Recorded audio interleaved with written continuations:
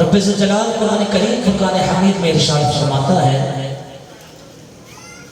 اصلها ثابت وفرعها فی السماء.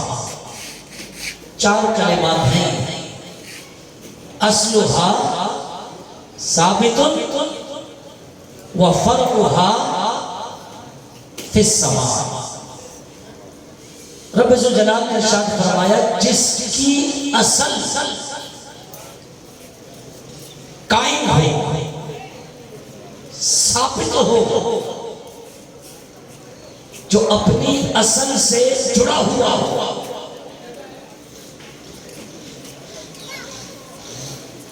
جو اپنی اصل سے بندھا ہوا ہو، جو اپنی اصل سے مربوط ہو، وَفَرْعُهَا فِي السَّمَاءِ. فرمایا پھر جو اس کی شاخیں ہوتی ہیں نا وہ آسمان کو لگتی ہیں. بولو سبحان اللہ. جس کی اصل مضبوط ہو، جس کی بنیاد مضبوط ہو، اس کی شاخیں اتنی بلند ہو جاتی ہیں فی السماء، آسمان کو چھونے لگتے ہیں. اس سے ایک تو یہ پتہ چلا جو لوگ اپنے ماں باپ سے جڑے رہتے ہیں، کیونکہ آپ کو پتہ ہے باپ عربی میں کہتے ہیں ابن. باپ کو کیا کہتے ہیں؟ ابن. اور ماں کو عربی میں کیا کہتے ہیں؟ امن. ابن امن. ابن کا مطلب بھی اصل اور امن کا مطلب بھی اصل. تو اب قرآن کی آیت سمجھ آ گئی ہوگی. جو اپنی اصل سے جڑے رہتے ہیں،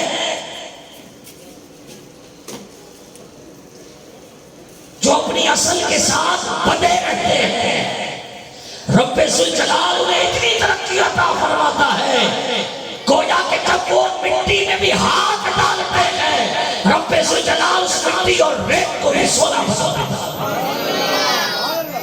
وَفَرْعُهَا فِي السَّمَاءِ. جن کے ماں باپ ان سے راضی ہوتے ہیں، جن کے اساتذہ ان سے راضی ہوتے ہیں، جن کے پیر و مرشد ان سے جڑے ہوتے ہیں، راضی ہوتے ہیں، وہ دنیا میں بڑی ترقی کرتے ہیں. یہاں تک کہ لوگ انہیں سر اٹھا کر دیکھتے ہیں تو وہ آسمان کی بلندیوں پر ہوتے ہیں. میرے خیال میں آیت سمجھ میں آ گئی ہے. اصلها ثابت وفرعها فی السماء. اب مفسرین نے اس کی ایک تفسیر اور کی ہے جو آج کا موضوع شان مولا کائنات شیر خدا علی مرتضیٰ کرم اللہ تعالی وجہہ الکریم. اس کی تفسیر میں مفسرین فرماتے ہیں کہ ایک روز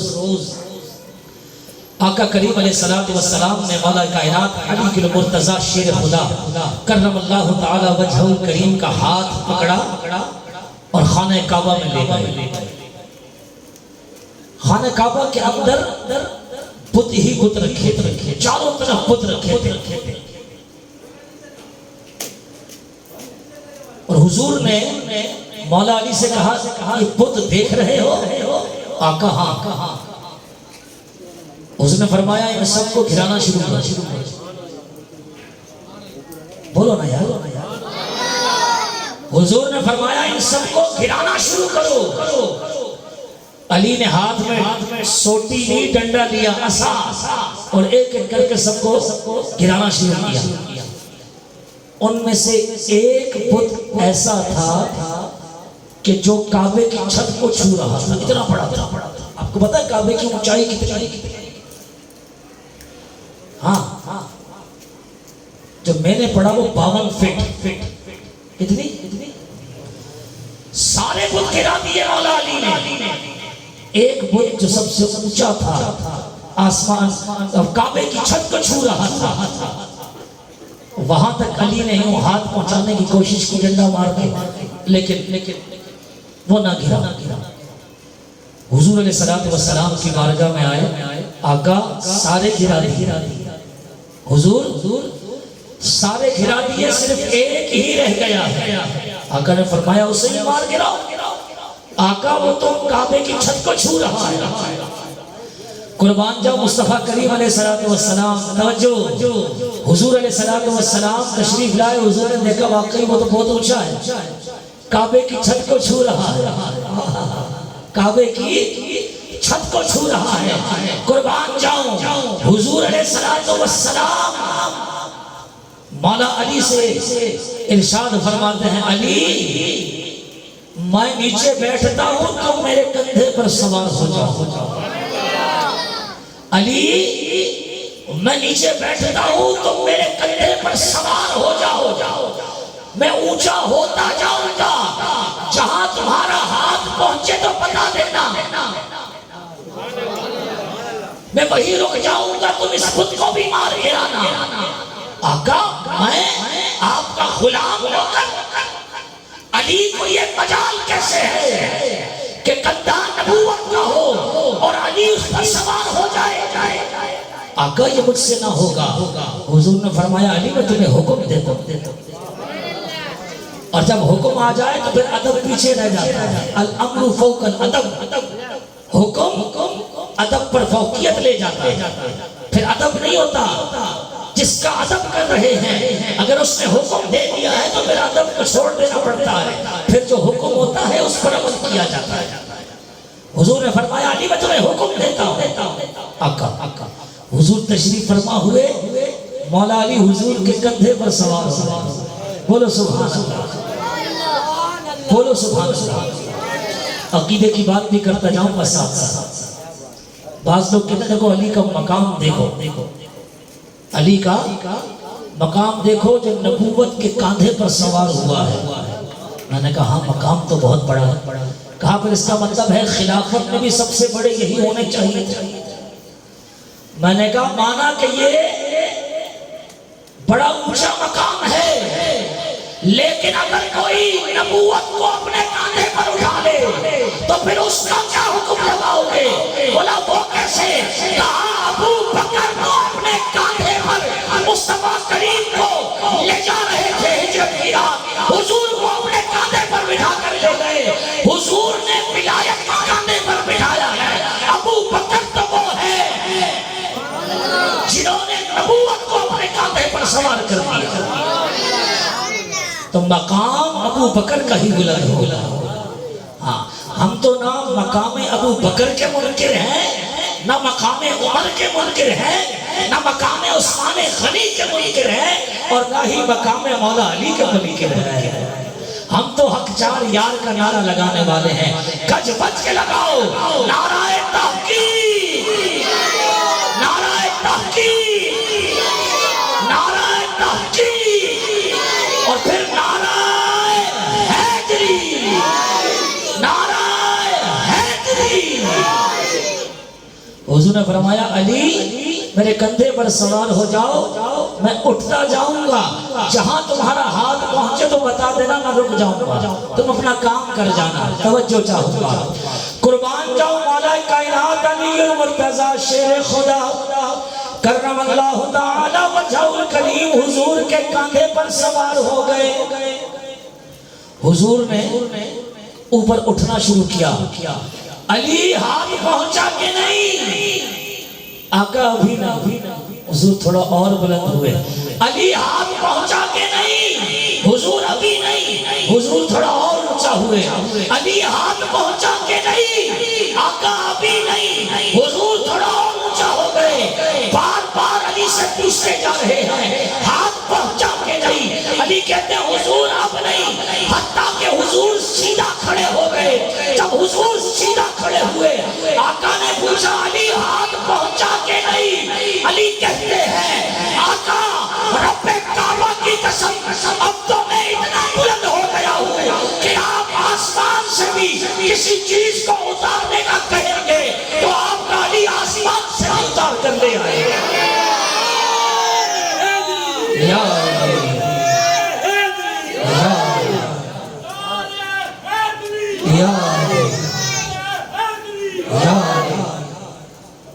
مزہ آ جائے تو اسی طرح لگتے رہے نا بات بات پر، خدا کی قسم مزہ آ جائے۔ ایک آگے سے لگائے پھر دوسرا پیچھے سے لگائے پھر تیسرا پیچھے سے، پتہ لگے یار آج گنج شکر کالونی میں انجمن یادگار حسینی نے پروگرام اگر کرایا ہے مولا علی کے نام کا تو ہر سینہ علی کے نام سے کھڑا ہوا ہے۔ گج بج کے لگاؤ یار، نعرہ حیدری، نعرہ حیدری، نعرہ حیدری۔ آقا اب تو حال یہ ہے کہ اگر آپ حکم کریں کہ آسمان سے کسی چیز کو لاؤ تو حضور علی اس سے بھی انکار نہیں کرے۔ یہ تفسیر سنی آپ نے، اب آیت سمجھو۔ حضور علیہ السلام مولا علی کو اپنے کندھے پر سوار کیے ہیں۔ رب کا قرآن کہتا ہے اصلھا ثابت، اصلھا ثابت وفرعھا فی السماء۔ جو اپنی اصل سے جڑے ہوتے ہیں، مولا علی اپنی اصل سے جڑے ہوتے ہیں۔ حقیقت میں بتا رہا ہے، ایک ہے روحانی طور پر جڑ جانا، اس وقت حضور نیچے کھڑے ہیں، علی کاندھے پر ہیں، علی اصل سے جڑے ہوئے ہیں، اور اصل ہو مصطفیٰ کریم جیسی، اصل ہو حضور جیسی، تو پھر علی کا یہ کہنا تو غلط نہیں تھا۔ آقا کے آسمان سے بھی اگر کسی چیز کو لانے کا آپ کہیں تو آپ کا علی آسمان سے بھی اتار کر لے آئے، کیونکہ اصل ہو گئے حضور اور فرع ہو گئے علی۔ جو اپنی علی سے، جو اپنی اصل سے جڑا ہوتا ہے، اس کی شاخیں پھر آسمان کو چھونے والی ہوتی ہے۔ سمجھ رہی بات نہیں آئی؟ تو قربان جاؤ، یہ تھے میرا مولا علی۔ اللہ اکبر۔ حضور علیہ السلام نے مقام علی بیان فرمایا۔ آقا کریم علیہ السلام ترمذی شریف کی حدیث، حضور فرماتے ہیں اول من اسلم علی۔ کائنات میں اگر سب سے پہلے بچوں میں ایمان لانے والا، اسلام لانے والا کوئی ہے تو وہ مولا کائنات علی المرتضیٰ ہے۔ ایک اور حدیث میں آقا کریم علیہ السلام نے ارشاد فرمایا ان علی منی وانا من علی، ان علی منی وانا منہ۔ حضور فرماتے ہیں میں علی سے ہوں اور علی مجھ سے ہے، علی مجھ سے ہے اور میں، بولو نا یار، علی سے۔ یہاں ایک بات یاد، یہاں ایک مزے کی بات یاد آتی ہے، اگر وہ چھوڑ جاؤں تو پھر چس نہیں آ سکتا۔ فرمایا علی مجھ سے ہے اور میں علی سے۔ میرے آقا کریم علیہ السلام کا جب وصال ظاہری ہو گیا تو جناب ابو بکر صدیق رضی اللہ تعالی عنہ صحابہ کے درمیان بیٹھے ہیں، خلافت کا جبہ پہن چکے ہیں۔ جناب ابو بکر صدیق رضی اللہ تعالی عنہ صحابہ کے درمیان بیٹھ کر اعلان کرتے ہیں، ہاں بھئی تم میں سے کوئی ہے جس سے اللہ کے نبی نے وعدہ کیا ہو اور وعدہ پورا کیے بغیر اس دنیا سے پردہ کر گئے؟ تم میں سے کوئی ایسا ہے کہ حضور نے جس سے وعدہ کیا تھا لیکن ابھی پورا نہ ہوا تھا کہ حضور پردہ فرما گئے؟ تو پورے مجمع میں سے کوئی کھڑا نہ ہوا بلکہ ایک شخص کھڑا ہوا، صرف ایک شخص کھڑا ہوا اور اس نے جناب ابو بکر صدیق رضی اللہ تعالیٰ عنہ سے کہا حضور میں ہوں، یا امیر المؤمنین میں ہوں، اللہ کے نبی نے مجھ سے وعدہ کیا تھا لیکن وہ ابھی پورا نہیں ہوا تھا، حضور نے اس وعدے کو پورا کرنا تھا۔ آپ نے فرمایا بتاؤ وعدہ کیا ہے؟ جہاں تک ممکن ہو سکے گا میں ابو بکر اس وعدے کو بیعینی ہی پورا کرنے کی کوشش کروں گا۔ وہ شخص کہتا ہے اے امیر المؤمنین، حضور علیہ السلام نے مجھ سے وعدہ کیا تھا کہ میں تمہیں اپنے لب لب سمجھتے ہیں، دو ہاتھوں کو ملاؤ، لب حضور نے مجھ سے وعدہ کیا تھا کہ میں 3 لب بھر بھر کر تمہیں کھجور دوں گا. یہ وعدہ حضور نے کیا تھا، ابھی وعدہ پورا ہی نہیں ہوا تھا کہ حضور پردہ فرما گئے. آئے ہیں قربان جاؤں جناب ابو بکر صدیق رضی اللہ تعالیٰ عنہ نے مجمع پر نگاہ ڈالی، مجمع پر سب کو دیکھا اور کہا علی کہاں ہے، علی کہاں ہے؟ تو کہا حضور وہ تو محفل مجمع میں نہیں ہے. فرمایا علی کو بلاؤ. فوراً ایک شخص گیا اور مولا علی کو بلا کر لے آیا. جناب سیدنا ابو بکر صدیق رضی اللہ تعالی عنہ نے حکم دیا، اے علی تم اپنے ہاتھوں سے 3 لب بھر بھر کر اسے کھجوروں کو دے دو. تم اپنے ہاتھوں سے 3 لب بھر بھر کر کھجوروں کے اس کو دے دو. مولا علی نے کھجور میں ہاتھ ڈالا، دونوں ہاتھوں سے ہاتھ لب بھرا، بھر کر اس کی جھولی میں ڈالا. دوسرا ڈالنے لگے تو جناب ابو بکر صدیق نے کہا کہ 1 منٹ رک جاؤ، جو لب تمہاری جھولی میں ڈالا گنو کتنی کھجور ہیں، گنو کتنی کھجور ہیں. اس نے گنا تو 60 کھجوریں تھیں، ایک لب میں 60 کھجوریں تھیں. جناب ابو بکر صدیق مسکرائے، مسکرائے، کہا علی اب دوسرا لب ڈالا، دوسرا لب بھرانا. کہا علی گنو اس لب میں کتنی کھجور ہیں. جب دوسرے لب کو گنا گیا تو اس میں بھی 60 کھجوریں تھیں، وہ بھی جھولی میں ڈال. تیسرا لب ڈالنے لگے تو تیسرا لب بھرا، کہا اس کو بھی گنو. جب وہ گنا تو اس میں بھی 60 کھجوریں تھیں. مولا علی نے 3 لب جو ہے اس کی جھولی میں ڈالا. وہ بڑا خوش ہوا کہ 3 لب کھجوروں کے مل گئے. بات تو ختم ہو گئی لیکن ابھی بات ختم نہیں ہوئی. بات تو ختم ہو گئی لیکن بات ختم نہیں ہوئی کہ 3 لب تو صحابہ میں سے کوئی بھی بھر کے ڈال سکتا تھا. یہ علی کو کیوں بلایا گیا؟ اتنے اہتمام کے ساتھ علی کو بلایا گیا. پھر چلو علی بھی آ گئے، وہ 3 لب بھر بھر کے ڈالتے تھے. ارے نہیں، جب پہلا لب بھرا تو اسے بھی گنا گیا، دوسرا بھرا اسے بھی گنا گیا، تیسرا بھرا اسے بھی گنا گیا. اے ابو بکر آپ کیوں مسکرائے تھے؟ آخر کیا ماجرا ہے؟ علی نے کیوں ڈالا؟ پھر ہر لب میں 60 کھجوریں تھی، آپ کیوں مسکراتے جا رہے تھے؟ قربان جاؤں جناب ابو بکر صدیق فرماتے ہیں ہجرت کی رات جب میں حضور کے ساتھ حضور کو اپنے کاندھے پر سوار کر کے جا رہا تھا، اپنے کاندھوں پر بٹھا کر جا رہا تھا، حضور سے میں نے پوچھا آقا یہ آپ علی کو اپنے پیچھے بستر پر کیوں چھوڑ کر آئے ہیں؟ کوئی اور بھی تو ہو سکتا تھا. حضور فرماتے ہیں علی یمنی وانا من علی. اوہو بات یہ ہے علی کو اس لیے چھوڑا ہے کہ علی مجھ سے ہے اور میں علی سے ہوں. علی مجھ سے ہے اور میں علی سے ہوں. تو لوگوں نے کہا ٹھیک ہے وہ بات تو صحیح ہے، اس سے کھجوروں کا کیا تعلق ہے؟ یہ لب بھر بھر کے دینے کا کیا تعلق ہے؟ کہا حضور نے جب یہ فرمایا نا کہ علی مجھ سے ہے اور میں علی سے ہوں، تو حضور نے پھر یہ بھی فرمایا میرا کف علی کا کف.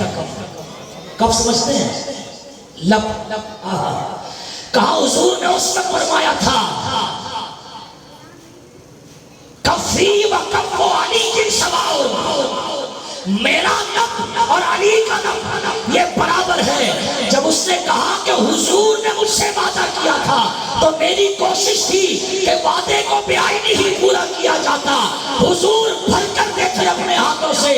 میں تو جانتا تھا علی کا کف حضور کا کف برابر ہے، تو کیوں نہ علی ہی اپنے ہاتھوں سے بھر کر اس کو 3 لب دے تاکہ وعدہ صحیح معنی کے اندر پورا ہو سکے. یا علی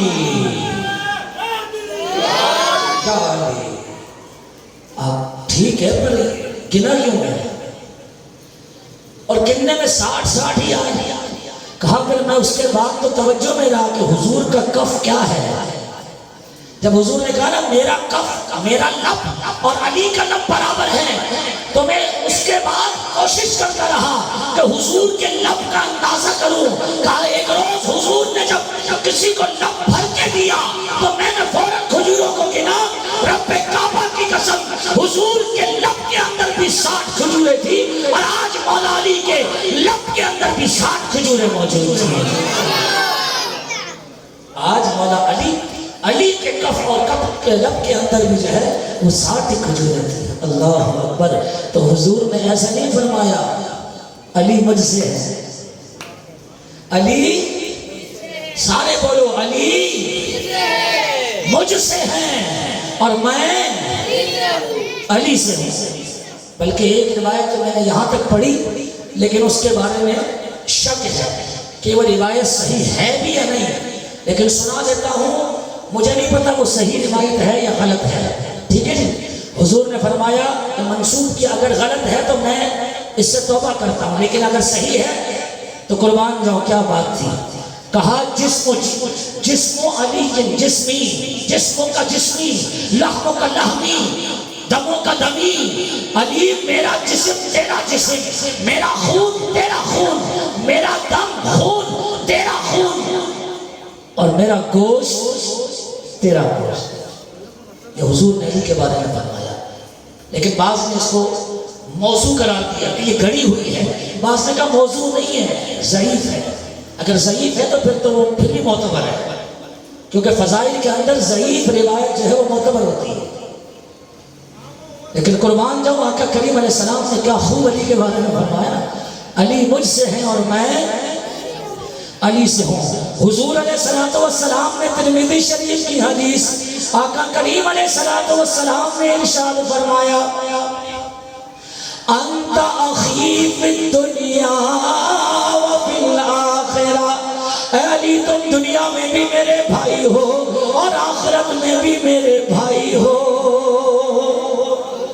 یعنی بھائی ہونے کا جو اعزاز ہے اللہ کے نبی صلی اللہ علیہ وآلہ وسلم نے یہ بھی جناب مولا کائنات علی المرتضیٰ شیر خدا کرم اللہ تعالی وجہہ الکریم کو عطا فرمایا. قربان جاؤ آقا کریم علیہ السلام نے غدیر خم کے موقع پر فرمایا من کنت مولاہ فعلی مولاہ. جس کا میں مولا ہوں علی بھی اس کے مولا ہے. جس کا میں مولا ہوں علی بھی اس کے مولا ہے. قربان جاؤ اسی لیے مولا علی کو ہم مولا علی کہتے ہیں. جس کا میں مولا اس کے علی مولا. حضور علیہ السلام دعا فرمایا کرتے تھے. ابن ماجہ شریف کی عریضہ فرماتے اللہم والم من والی, اللہم والم من والی, اللہم عاد من عادہ. اے اللہ جو علی کو اپنا دوست مانے تو بھی اسے اپنا دوست رکھ, اور مولا جو علی کو اپنا دشمن جانے پروردگار تو بھی اسے اپنا دشمن رکھ. تو علی سے دوستی رب سے دوستی ہے اور علی سے دشمنی رب سے دشمنی ہے. حضور علیہ السلام نے علی کی طرف اشارہ فرمایا اور فرمایا فہذا ولی من انا مولاہ. اے لوگوں دیکھو یہ جو علی ہے, یہ جو علی ہے ہذا ولی من انا مولاہ, یہ اس کا ولی ہے جس کا میں مولا ہوں. یہ اس کا مولا ہے جس کا میں مولا ہوں. اللہ اکبر. میرے آقا کریم علیہ السلام نے ایک اور حدیث طبرانی اوسط کے اندر موجود ہے. حضور علیہ السلام نے ارشاد فرمایا من فارق علی فقد فارقنی. سنو زندگی کے اندر کسی لمحے کے اندر بھی جو شخص علی سے جدا ہوا وہ مجھ محمد سے جدا ہوا. جس نے علی کا دامن چھوڑ دیا اس نے مجھ محمد کا دامن چھوڑ دیا.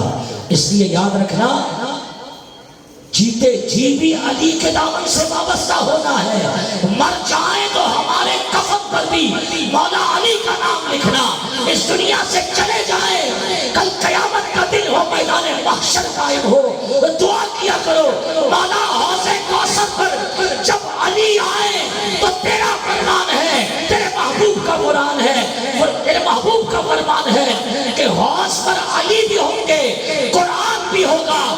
تو دعا کیا کرے شخص کہ کل قیامت کے دن حوض کوثر پر علی اور قرآن ہو تو اے اللہ ہمیں بھی علی اور قرآن کے ساتھ حوض کوثر پر رکھنا۔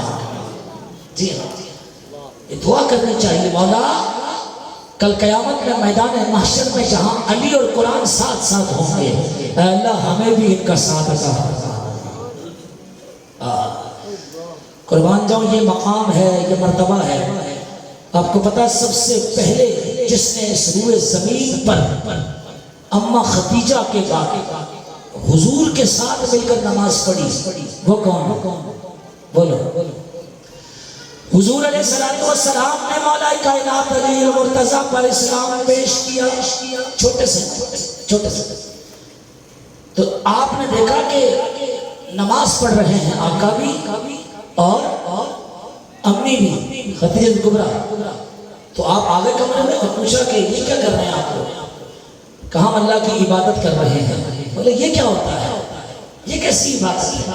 تو آپ نے پورا اسلام مولا علی پر پیش کیا اور حضور نے کہا کہ تم چاہو تو تم بھی ایمان لا سکتے ہو۔ مولا علی نے کہا کہ نہیں، میں پہلے والد سے پوچھوں گا، ابو طالب سے پوچھوں گا، اس کے بعد۔ حضور نے فرمایا اچھا، حکمت یہ تھی کہ ابھی اوپن نہ کیا جائے۔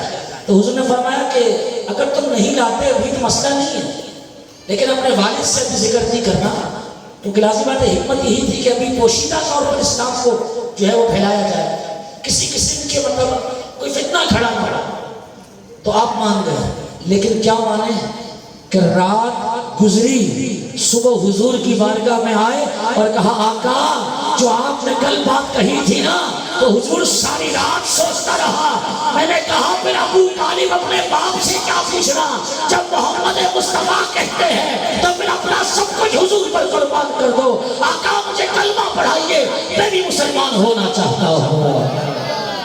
تو اگلے ہی دن حضور نے کلمہ پڑھا کر انہیں مسلمان کر دیا، اور جب مسلمان ہو گئے، لڑکوں میں سب سے پہلے ایمان لانے والے جناب مولا کائنات علی المرتضیٰ۔ حضور مجھے بھی نماز پڑھائی، اگرچہ اس وقت نماز فرض نہیں تھی، لیکن کچھ انداز، کچھ طریقہ کار موجود تھے جو سابقہ امتوں میں بھی تھے۔ کسی پر فجر کی نماز تھی، کسی پر ظہر کی نماز تھی، کسی پر عصر، تو وہ انداز اور طریقہ کار موجود تھے۔ تو اسی کے مطابق حضور جو ہے وہ سجدے میں تھے، رکوع میں تھے، تو بس مولا علی کو حضور نے اپنے ساتھ کھڑا کیا۔ مولا علی کو حضور نے اپنے ساتھ کھڑا کیا، کہا جس طرح میں کرتا جاؤں علی تم بھی اسی طرح کرتے جانا۔ اللہ اکبر، اپنے برابر میں کھڑے کر کے مولا علی کو حضور نے نماز پڑھائی۔ اللہ اکبر، وہ نماز جس نے حضور سے سیکھی ہو وہ علی ہے جس نے نماز حضور سے سیکھی ہو۔ آپ سے کسی نے پوچھا اے علی کیا آپ نے رب سے کبھی بات کی ہے؟ اے علی کیا آپ نے اپنے رب سے کبھی بات کی ہے؟ مولا علی کہتے ہیں لوگوں، علی تو سجدے سے سر اس وقت تک بلند نہیں کرتا جب تک سجدے سے رب کعبہ کی طرف سے لبیک کی آواز نہ آ جائے۔ علی ایک سجدے سے دوسرا سجدہ نہیں کرتا، علی سجدے میں جاتا ہے، اس وقت تک سر نہیں اٹھاتا جب تک رب کعبہ کی طرف سے لبیک کی آواز نہ آ جائے۔ بتایا پھر نماز کیسی ہے، آئے قربان جاؤں، میرے آقا کریم علیہ السلام نے ارشاد فرمایا النظر الی وجہ علی عبادہ، النظر الی وجہ علی عبادہ، جس نے میرے علی کے چہرے کی زیارت کی اس کا یہ زیارت کرنا بھی عبادت ہے۔ چہرے کی زیارت کرنا بھی، بولو نا یار، عبادت ہے۔ یہاں رک کر میں ایک بات سمجھانا چاہتا ہوں، علی کے چہرے کی زیارت عبادت ہے، جس کو نصیب ہوئی قربان جو بڑا کمال والا ہوگا۔ آج یہ ہمیں نصیب نہیں، کیونکہ بظاہر مولا علی ہمارے درمیان، بولو نا یاد، نہیں ہے، لیکن آپ چہرے کو دیکھ کر عبادت کرنا چاہتے ہو نا، تو یار دوسری جانب ماں باپ کے چہرے کی زیارت کو بھی تو کمال قرار دیا ہے۔ جس نے محبت کے ساتھ اپنے ماں باپ دونوں یا دونوں میں سے کسی ایک کے چہرے کی زیارت کی، رب ذوالجلال اسے حج مقبول کا ثواب عطا فرماتا ہے، حج مقبول کا۔ اور سنو جی، ماں باپ کیا ہستیاں ہے، تھوڑا سا میں رک کر سمجھانا چاہتا ہوں۔ حضور علیہ السلام نے ارشاد فرمایا کہ ماں باپ دونوں یا دونوں میں سے کوئی ایک اس دنیا سے رخصت ہو جائیں تو جو شخص اپنے ماں باپ دونوں یا دونوں میں سے کسی ایک کی قبر پر زیارت کے لیے جائے، یہ نہیں کہا یاسین پڑھے، فاتحہ پڑھے، اخلاص پڑھے، ملک پڑھے، یہ پڑھے وہ پڑھے، فرمایا صرف زیارت کے لیے جائے، دیکھنے کے لیے۔ کس چیز کو؟ ماں باپ کو۔ قبر کس کو؟ قبر کس چیز کا نام ہے؟ مٹی کا۔ اب سنیں توجہ سے، گویا حضور فرماتے ہیں جو اپنے ماں باپ دونوں یا دونوں میں سے کسی ایک کی قبر کی مٹی کی زیارت کے لیے ہر جمعے چلا جائے، رب ذوالجلال کو یہ عمل اتنا محبوب ہے کہ رب ذوالجلال اس کے سارے گناہوں کو معاف فرما دیتا ہے۔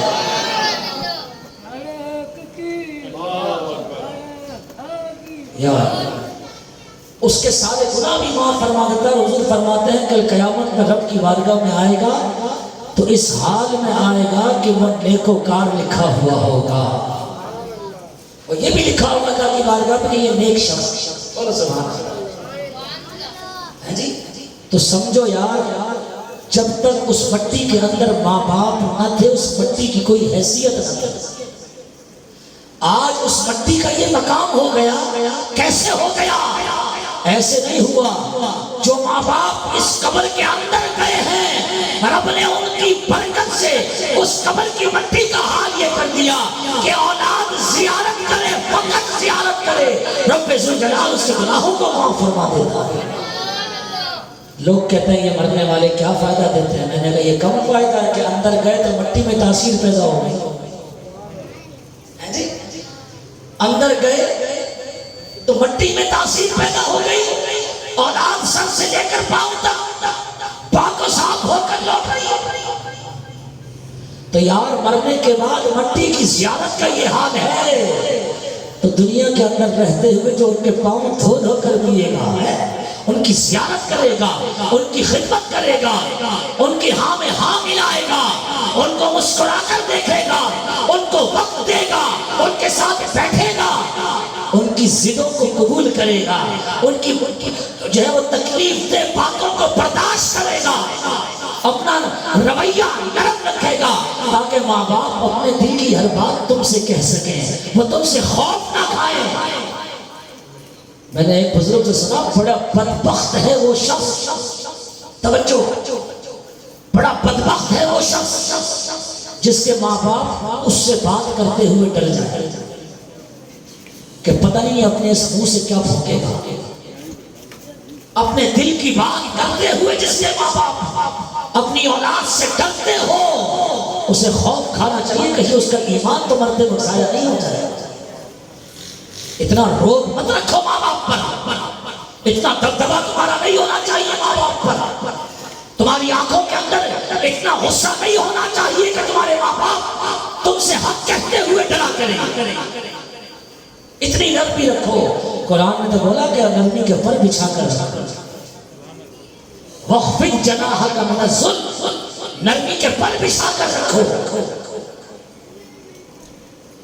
لہٰذا آج کی اس محفل انجمن یادگار حسینی کی طرف سے قائم کر رہی یہ جو محفل ہے، اس کے طفیل، اس کے صدقے، یہاں سے میری بہنیں بھی، بچیاں بھی اور میرے بچے بھی، ایک نوجوان بھی نیت کر کے اٹھے کہ انشاءاللہ ہم نے اپنے ماں باپ کے ساتھ حسن سلوک سے پیش آنا ہے۔ ہاتھوں کو اٹھا کر بولے انشاءاللہ۔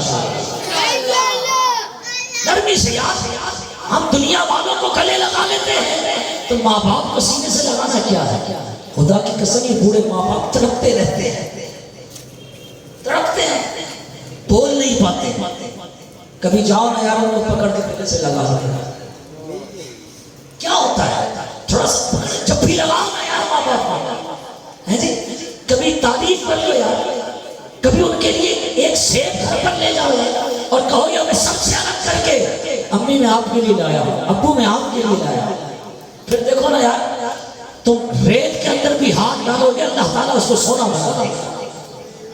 کر کے تو دیکھو، پیار سے ان کو دیکھو۔ وہ بھی پوچھے بیٹا کیا دیکھ رہے ہو؟ کہا حج مقبول کر رہا ہوں۔ اماں ابا حج مقبول کر رہا ہوں، کر کے تو دیکھو یار، پریکٹیکل لائف میں تو اس کو لا کر دیکھو، پھر دیکھو تمہارے لیے رحمت کے کتنے دروازے کھلتے ہیں۔ کریں گے انشاءاللہ تعالیٰ۔ جس کے ماں باپ مجھ سے ناراض ہیں آج ہی نیت کریں کہ انشاءاللہ اپنے ماں باپ کو راضی کریں گے انشاءاللہ، ہاتھوں کو اٹھا کر۔ اتنے سالوں سے ناراض ہیں؟ نہیں، تو ویسے آپ نے محبت میں ہاتھ اٹھا دیا۔ جس سے راضی ہیں وہ بھی جا کر اپنے ماں باپ سے کہے گا امی آپ ناراض تو نہیں، ابو آپ ناراض تو نہیں، منا لو یار دنیا ہے۔ میں تو دعا کیا کرتا ہوں اے اللہ اس وقت تک موت نہ دینا جب تک تو تیرے محبوب اور میرے ماں باپ مجھ سے راضی نہ ہو جائے، اس حال میں موت نہ آئے کہ یہ ہستی ہم سے ناراض ہے۔ باہر مولا کائنات علی المرتضیٰ شیر خدا کرم اللہ تعالی وجہ الکریم کے بارے میں حضور علیہ السلام نے فرمایا النظر الی وجہ علی کی عبادت۔ اے لوگوں، جس کے چہرے کو دیکھنا عبادت قرار دیا گیا وہ کوئی اور نہیں میرا علی شیر خدا ہے۔ لوگوں نے کہا حضور جب یہ نہ ہوئے تو پھر کیا کریں گے؟ جب یہ نہ ہوئے تو پھر کیا کریں گے؟ میرے آقا نے جواب دیا اچھا ذکر علی کی عبادت۔ اس نے فرمایا ذکر علی کی عبادت، علی بظاہر نہ ہو اور تم عبادت کرنا چاہتے ہو، علی کے چہرے کو نہیں دیکھ سکتے تو علی کا ذکر کرنے لگ جاؤ، علی کا ذکر کرنے لگ جاؤ، کیونکہ علی کا ذکر کرنا بھی عبادت ہوگا۔ تو گج بج کے بولو علی علی علی علی علی علی علی علی علی علی علی علی علی علی علی علی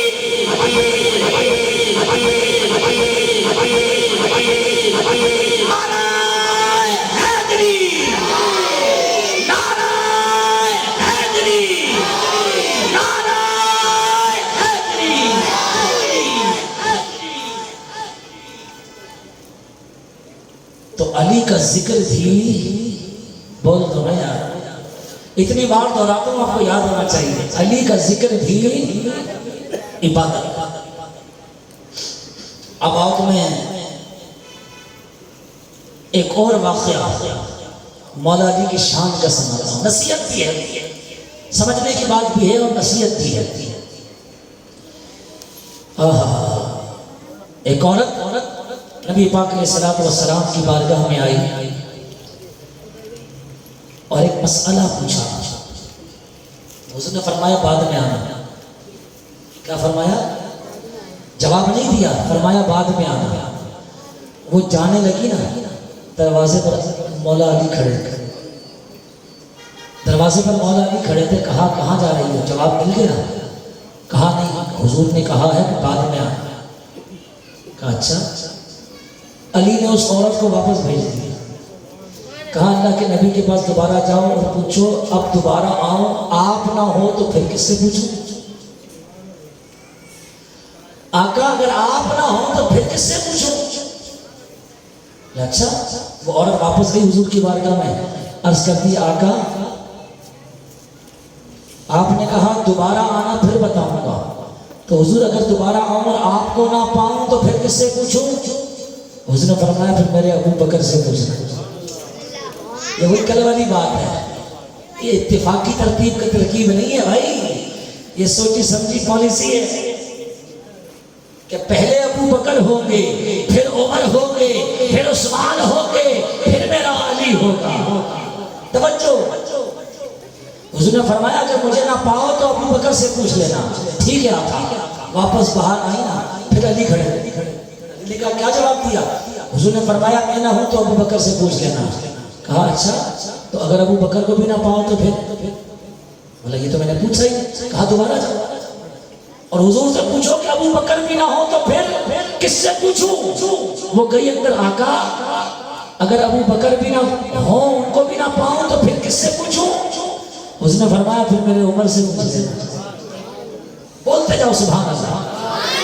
کہا پھر میرے عمر سے پوچھ لینا. ٹھیک ہے آقا. واپس آئی علی نے پھر روک دیا. کہا کیا کہا؟ کہا حضور فرماتے ہیں کہ پھر میرے عمر سے پوچھ لینا. آپ نے فرمایا اگر عمر نہ ملے تو جاؤ پوچھو. وہ پھر گئی اندر.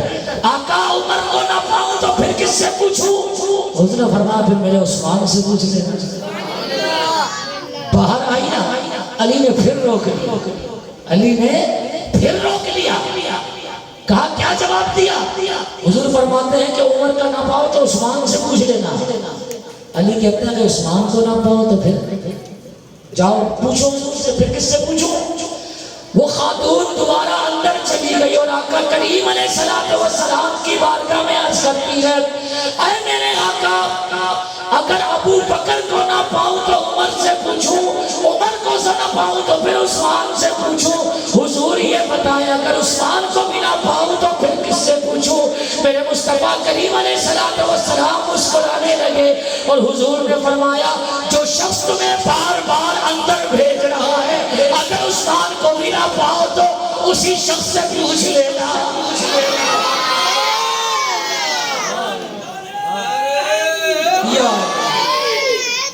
بولو نا یار تم لوگ چپ ہو گئے جلدی جلدی. نعرہ تکبیر, نعرہ رسالہ, نعرہ تحقیق, نعرہ حیدری, حیدری. مائک سے نعرہ لگانے کا مزہ نہیں ہوتا ہے, مزہ یہ ہے کہ آپ لوگ بولو. سمجھ آئی؟ لیکن الحمدللہ میں نے ایک چیز تو آپ کے اندر ڈال دی ہے جو مجھے خوشی ہے. اب جب نعرہ لگایا نا انہوں نے پہلے نعرہ تحقیق کہا اس کے بعد نعرہ حیدری کہا. سنو جی توجہ کے ساتھ, ہم 4 یاروں والے ہیں. سمجھ آئی؟ صرف علی والے نہیں ہیں. سمجھ آئی؟ صرف نعرہ حیدری لگا کر یہ تعصب مت دیا کرو کہ ابو بکر عمر اور عثمان سے ہمارا کوئی تعلق نہیں. نہیں نہیں, نعرہ تحقیق پہلے لگایا کرو تاکہ زمانے کو پتہ چل جائے کہ ہم 4 یار والے ہیں, اور پھر حیدری کا نعرہ لگایا کرو اور تاکہ دنیا کو پتہ چل جائے کہ ہم علی والے بھی ہیں, ابو بکر والے بھی ہیں, عمر عثمان والے بھی ہیں. تو اب جب بھی نعرہ لگائیں تو پہلے نعرہ تحقیق بولے اور اس کے بعد کہے نعرہ حیدری. سمجھ آ گئی؟ تو حضور نے فرمایا اب اگر عثمان کو نہ پاؤ تو پھر اسی سے پوچھنا جو بار بار تمہیں بھیج رہا ہے. اب جب واپس باہر آئی نا تو اس نے کہا کہ آقا فرماتے ہیں کہ جو تمہیں بار بار بھیج رہا ہے نا عثمان کو نہ پاؤ تو پھر اسی سے پوچھنا. علی مسکرا کے علی نے پھر کہا آپ جا سکتی ہیں. سمجھ آ رہی ہے؟ اب ٹھیک ہے تم جاؤ. یہ ترتیب جو ہے نا دوستوں, یہ کوئی ہمارے یہاں ایک قوالی چلتی ہے دم مست کلندر, تو کیا کہتے ہیں وہ علی دا بولو نا پہلا نمبر. یہ قوالی نکالی اس لیے گئی ہے علی دا پہلا نمبر تاکہ ہمارا بچہ یہ بولے اور وہ اس عقیدے سے ہٹ جائے. کون سا عقیدہ؟ کہ ابو بکر کا پہلا نمبر, عمر کا دوسرا نمبر, عثمان کا تیسرا نمبر, علی کا چوتھا نمبر. تو اب قوالی بنا دی تاکہ ہر ایک کی زبان پر رہے گی نا, سب یہی بولتے رہیں گے علی دا پہلا نمبر, علی دا. یہ ہمارا عقیدہ نہیں, یہ ہمارا عقیدہ بولو نہیں ہے. ہمارا عقیدہ یہی ہے ابو بکر کا, بس کرو گیا اونچا بولو, ابو بکر کا, عمر کا. ہاتھ بھی اٹھاتے رہو ساتھ. پھر وہ بات کروں گا, میرے اندر عادت نہیں ہے ہاتھ اٹھوانے کی. آپ لوگوں کو وہ نادخواہ مبارک کو جو آپ کو کھڑا بھی کر دیتے ہیں, بٹھا بھی دیتے ہیں, لٹا بھی دیتے ہیں, اچھال بھی دیتے ہیں, ایسا ہے نا نعت خواں آپ کو جیسا چلائے نا آپ اس کو لیٹ کے بھی بتا دو. آج کل کی نعت خوانی جو اس کی بات کر رہا ہوں. یہ ہمارے جو ماشاءاللہ میں تو یہاں دیوانہ ہوں جو نعت خوانی کا, خدا کی قسم. انجمن یادگار حسینی میں آ کر جو نعت خوانی کا مزہ ملا ہے, میں کہتا ہوں میں نے بچپن کے اندر ایسی نعتیں سنی ہوں. کوئی چاپلوسی نہیں ہے, جو بات حقیقت ہے وہ حقیقت ہے. مجھے شوق ہوتا ہے کہ میں پہنچوں یہاں پر اور میں نعت خوانی سنوں. اللہ جانتا ہے مجھے شوق ہوتا ہے. لیکن جو آج کل ہمارے یہاں نعت خوانی کا ماحول ہے نا یار, برباد کر کے رکھ دیا لوگوں کو.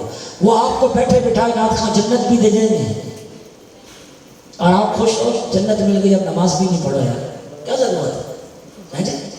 وہ آپ کو اسی ایک محفل میں ایسا پاک کو صاف کر کے نعت خواں بھیج دیتے ہیں جس نے مدینے جانا ہے. کس نے جانا ہے جی؟